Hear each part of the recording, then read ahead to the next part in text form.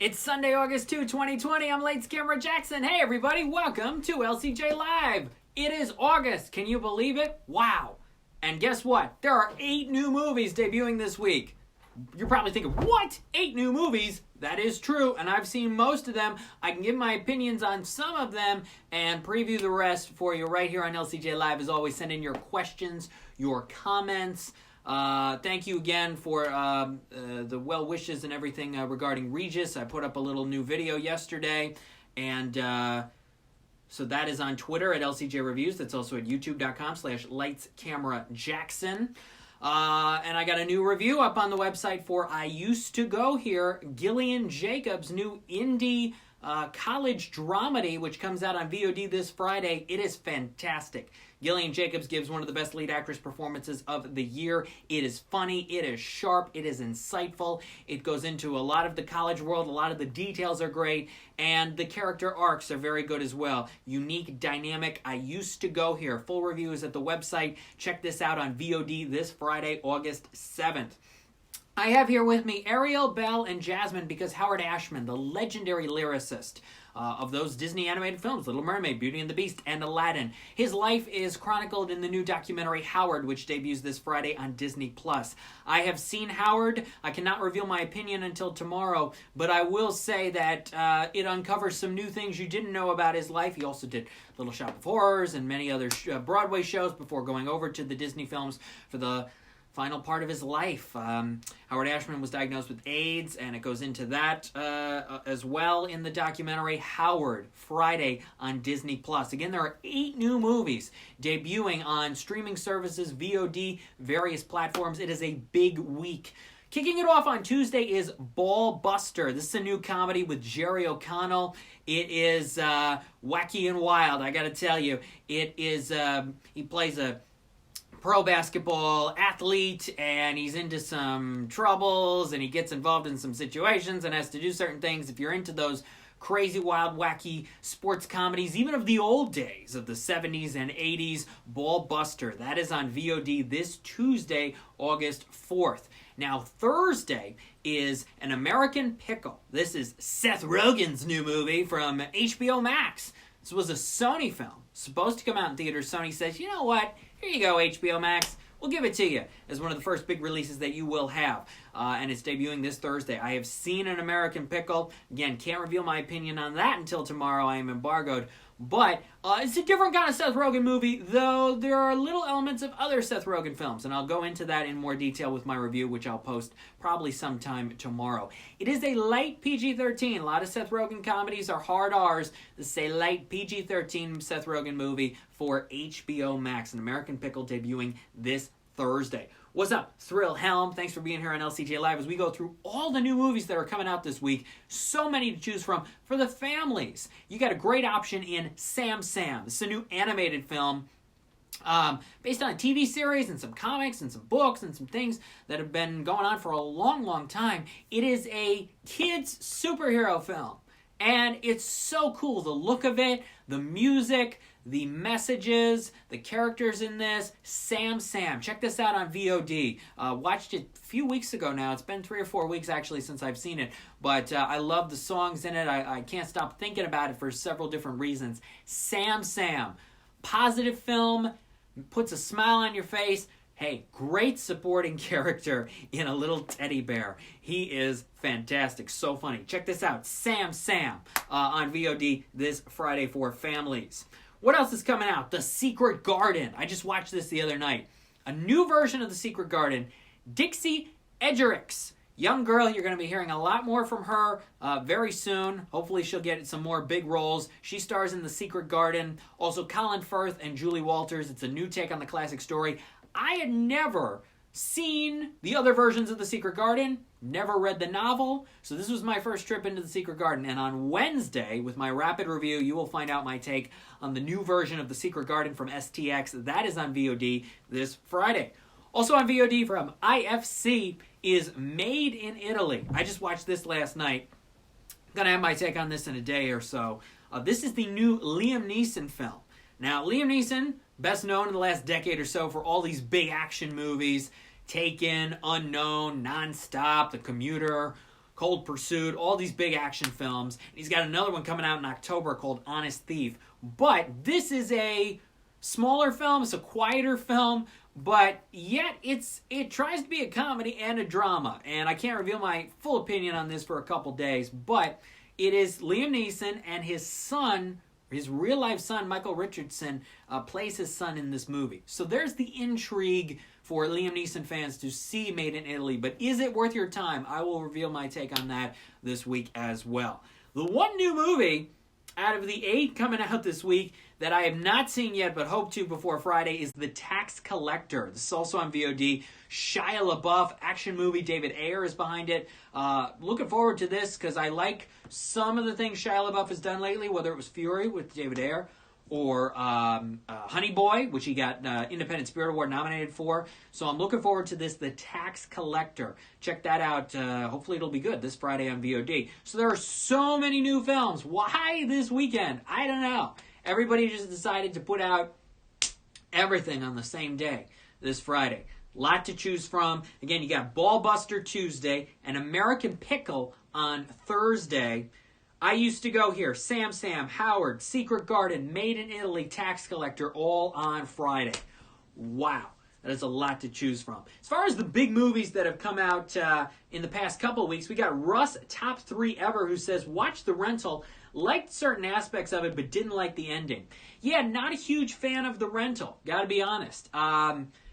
The ending, I don't know. The last section of it may actually be the best part of an otherwise kind of bad movie. That's how I'm feeling about The Rental. But I was expecting more too, especially from Dave Franco. His directorial debut, co-wrote the screenplay.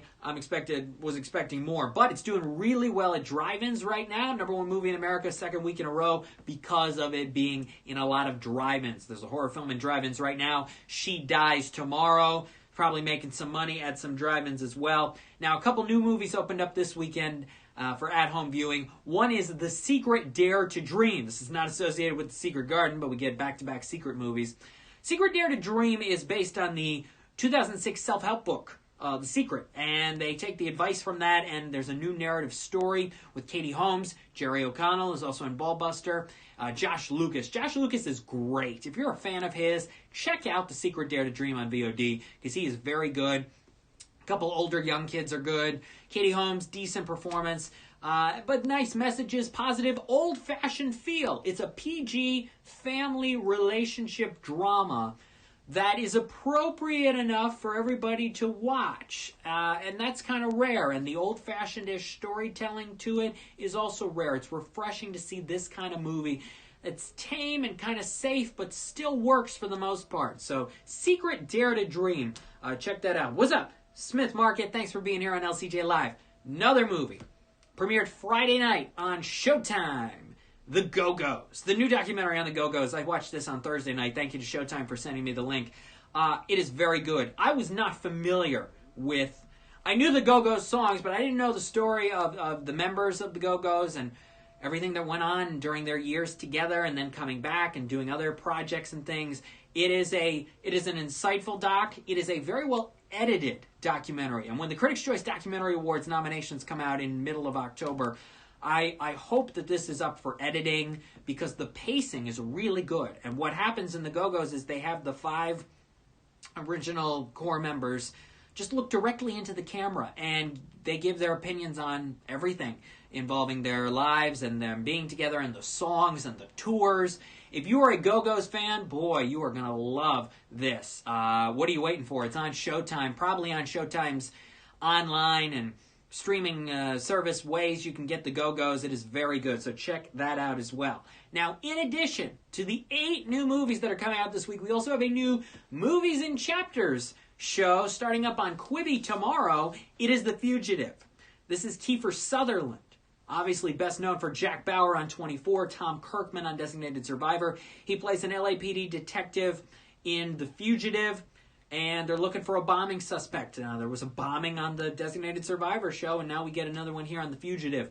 I screened the first 4 chapters of the 14, so that amounts to about 35 minutes total. I can give you my opinion tomorrow, but I will say this. If you're a Kiefer Sutherland fan, give it a shot. Why not? Fugitive tomorrow, Quibi. But are you going to watch an episode a day for 14 days, or are you going to wait until the whole thing wraps up? See, I only got to see the first 4, but I thank Quibi very much for sending me them. But would you just want to wait until it's a full movie that you have? That's been the whole conversation when it comes to Quibi over these last several months. So yeah, 8 new movies, a new show, and a couple other films to check out. It is a busy time. And there's a few other new movies coming out on the 14th and the 21st and the 28th, all the way into September. There's a lot to look forward to. I don't watch the TV show Dave Russ, but Russ also asked, yo, LCJ, are we ever going to be able to go to a movie again? I don't know. I don't know. About an indoor movie theater? I don't know. The ball may have to drop in Times Square before that happens at this point. Let's talk about this for a second. Unhinged, supposed to be coming out August 21st. I got a press release from Soltis Studios the other day that says, we know we've pushed the movie a couple of times, but we are so hopeful and want this movie to come out August 21st. We are making sure it will open in theaters but it's getting to the point with that movie and Tenet and some of the others. It's The Boy Who Cried Wolf. I mean, it is putting these release dates down and then with days to go say, no, nobody's ready and the country is still bad and all of that. Yeah, it's just not a good time to be wanting to put out a movie in indoor theaters. You want to put it out in drive-ins and VOD at the same time like Bill and Ted on September 1? All to you. Wonderful.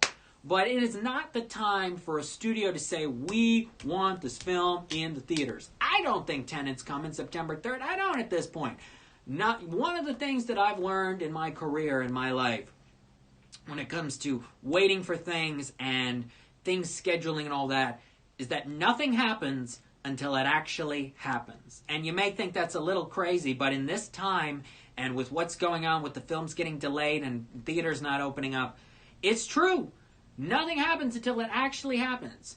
On August 17th, they still may be thinking the theaters are going to reopen, but you just never know. And I'm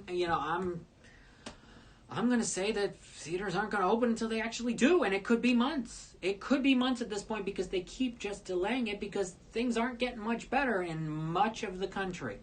So we'll see. Fingers are crossed. Hopeful, but also hopeful that everybody's safe and healthy, and that's the biggest thing out of all of this. As I posted a week or two ago, if you have a movie, it's in the can. If you're looking at your schedule, you want to put it on VOD, if you have the ability to do that and the film is good, do it. This is the time. Don't crowd yourself with 7 other movies in a weekend, but find the right time and do it because people are looking for the content. They are. Yes. And it's funny as get a comment here about the new Scream movie that's being worked on and all these things. Everybody's been for the last 3 months saying, oh, so-and-so is going to direct this movie. So-and-so has been cast to star in this movie. This screenplay will be written. Yeah, these projects won't get made for like 2 years. I mean, come on. The only shows that are being done right now for network shows are game shows where you only need a few people on a set, and the soap operas because the soap operas got to keep going. None of the other shows are happening. Movies aren't being filmed right now, much outside of what Tyler Perry is doing. It's been a very slow process to try to get back to normal. I was reading what Mark Duplass said about, he got nominated, thankfully, for the Emmy for The Morning Show this week. But he's like, listen, we filmed 2 episodes of The Morning Show. Then we got shut down. Now, instead of going back to work right away because New York can and working on The Morning Show, the writers are at home rewriting the scripts the entire season of The Morning Show. I bet that was an interesting conversation. Well, if we can go back to work, should we? With the scripts that we have, or do we take the time that we could have used to go back to work with the scripts and rewrite them, but then when we're getting ready to film them, we got to be shut down again because things get worse. I don't think I would have done what they're doing, but they rewrote everything last time and it worked with incorporating the Me Too stuff, but I don't know. Do we really want to see all this COVID-19 stuff in the morning show dominating the second season? I don't know. I would have said, look, we got the scripts. We filmed the 2 episodes. If we have the ability to come back and film in New York, let's go. But instead, they're writing, and Mark Duplass and all the others are sitting back saying, hey, thanks for the Emmy nominations, but we're kind of on hold right now and may not get the second season out there for a year. Yeah. It's an interesting time, the decisions being made. But, yeah, we just got to see what happens. Fingers crossed. Hope you're doing well. And for this week, you have a ton of new movies and shows to choose from and a lot to look forward to. The rest of August has some hopefully good stuff, like Ethan Hawke in the new Tesla movie, the Phineas and Ferb film, which I have seen, Project Power with Jamie Foxx, the one and only Ivan, which is on Disney Plus with Bryan Cranston. What else? Chemical Hearts. That's on Amazon Prime Video in a couple weeks, so there's still a lot to look forward to in August. And then September, it's Bill and Ted. I gotta see the first Bill and Ted before the new one. I gotta experience that before Bill and Ted Face the Music comes out. So I got about a month to do so. I look forward to that. What's up, Crad Shots? Thanks for being here on LCJ Live. Yeah, it is August 2nd. This time last year, I was seeing Hobbs and Shaw, and we were talking about Hobbs and Shaw dominating the box office. Now here we are a year later. We're past Comic-Con, San Diego Comic-Con. That ended a week ago. And now we look forward to the Primetime Emmy Awards on September 20, which is going to be totally virtual, which I'm not surprised. We all saw this coming. Nobody was going to go to the Nokia Theater, whatever it's called right now, at LA Live. That wasn't going to happen in September. Please. Everybody making this big deal. It's all going to be virtual. Oh my gosh. Come on. We knew this was going to happen March 13th. Come on. So that's going to be interesting to watch. But what will the ratings be like? Because the Emmys dropped to an all-time low last year of 6.9 million viewers, something like that. Now, Fox has always been known to have the lowest ratings of the four networks when they show the Emmys. Last time ABC showed it with Kimmel hosting, it was more than 11 million viewers. The question is, will people care to watch because it's at home? I don't know. I still think the numbers might be a little higher than 6.9, but it is going to be down from what it is traditionally for the Primetime Emmy Awards. And obviously a lot of news right now on the Ellen DeGeneres show and what's happening. I think the biggest surprise out of all of this is Brad Garrett randomly making a statement the other day about the situation and what's going on. I have never met Ellen DeGeneres or been on the show. Years ago, was looking into seeing if I could be on the Ellen DeGeneres show. They had reached out, or there was some correspondence. Yeah, I've got stories about other talk shows that could have been. I could have appeared on Rachel Ray. I could have appeared on Steve Harvey. There were those kinds of conversations and things years ago when I was really young, when I was like 9 and 10. I talked with some of those producers over the phone or sent emails back and forth and things like that. Obviously, I was on The Tonight Show and The Today Show and The Nate Berkus Show and Fox and Friends and many other outlets, but there were a few others that we're looking into at those times about 9, 10, 11 years ago. One of them was The Ellen Show. So we'll have to see what comes out of all of this. I saw that the show is going to stay on, but I truly believe, based on what she said in her Daytime Emmys at-home acceptance speech a couple months ago, and the rumors and all of that, I do believe these will be the last 2 years of the show, if it's not canceled sooner than that, or she decides to end it sooner than that. She will let the contract run out and then go. I think it's time. I think she knows it's time, has been holding off on this, pushing this back. The New York Times expose from a while back, all of that. I do believe these will be the final 2 years or less of the Ellen DeGeneres show. So those are my thoughts on that as of now. When we come back here next Sunday at 12 p.m. Eastern, we'll talk about all the movies that have come out, also preview the latest film and television releases, and preview the series finale of Marvel's Agents of S.H.I.E.L.D. We'll get into that next Sunday at 12 p.m. Eastern right here on LCJ Live. As always, follow me on Twitter at LCJ Reviews, Instagram at LightsCamJackson, and the website is lights-camera-jackson.com. I hope you have a safe, happy, healthy, positive week. Watch a lot of stuff, enjoy everything, and I'll see you back here next Sunday for more LCJ Live. All my reviews of all these releases. I used to go here. Review is on the website right now. An American Pickle, The Fugitive, Howard, and Ted Lasso. New Apple TV Plus sports comedy series with Jason Sudeikis. I will have my reviews of all of them coming at you. Should be tomorrow. Tuesday, probably my review of the new Liam Neeson movie Made in Italy, and on Wednesday, my rapid review of The Secret Garden, and hopefully I'll get to see The Tax Collector as well. So check out all of that at lights-camera-jackson.com. I'm Lights Camera Jackson. Thank you for watching LCJ Live. Bye-bye.